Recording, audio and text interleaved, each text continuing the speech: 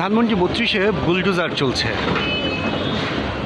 ৫ আগস্টের পরও আসলে এখানে বুলডোজার চালানো হয়নি। গত ৫ ফেব্রুয়ারি রাতের বেলা ছাত্র জনতার যে হামলা, সে হামলার পরে এখানে ভাঙচুর হয়। আর তারপর থেকে মূলত এখানে বুলডোজার এনে যে অবশিষ্ট অংশগুলো আছে, যে দেয়ালের অংশগুলো আছে, সেগুলো আসলে বুলডোজার দিয়ে ভাঙা হচ্ছে।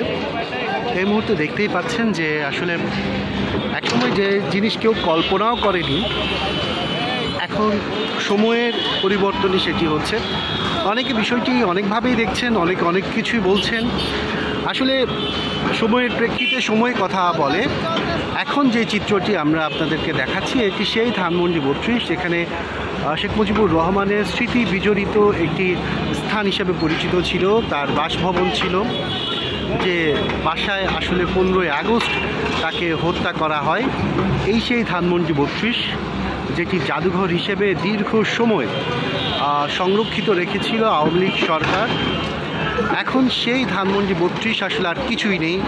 অল্প কিছুক্ষণের মধ্যেই যেই দালানের এক অংশটি দাঁড়িয়ে আছে, সেটিও ধ্বংসস্তূপে পরিণত হবে, মাটির সাথে মিশিয়ে দেওয়া হবে। সেই ধরনের সব প্রস্তুতি আমরা এখানে দেখছি। শুধু ধানমন্ডি ৩২-এর বাড়িটি নয়, আশেপাশে যে বাড়িগুলো ছিল, মানে আওয়ামী লীগের নিয়ন্ত্রণাধীন বলা যায়, সেই বাড়িঘরগুলো কিন্তু এখানে ভাঙা হয়েছে, একেবারেই ভাঙা হয়েছে।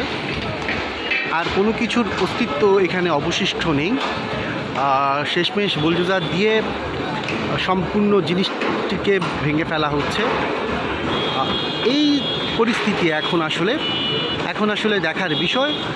এটা নিয়ে আসলে যারা নীতি নির্ধারকরা আছেন, তারা আসলে কিভাবে দেখছেন। এই হচ্ছে ধানমন্ডি ৩২-এর সম্পূর্ণ চিত্র।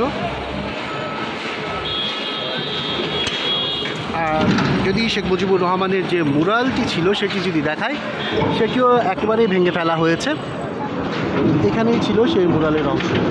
এখানে আমরা অনেক উৎসুক জনতা দেখছি। উৎসুক জনতার পাশাপাশি যে বুলডোজার, সে বুলডোজারের কার্যক্রমও কিন্তু চলমান রয়েছে।